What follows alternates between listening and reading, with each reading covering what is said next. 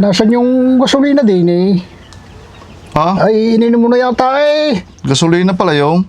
Kasubaw ng batang ito, bakit mo ininom may gasolina? Ilalagay ko yun din eh. Eh, akala ko yung merinda eh, may tinapay. Oo, kasubaan ng batang ito, pagkakakita ng di kulay eh, agad ilaklak. Eh, akala ko yung juice at may Ay, skyflex palagay din din yan eh, gasolina yung. eh. Oh, gasolina pala yung.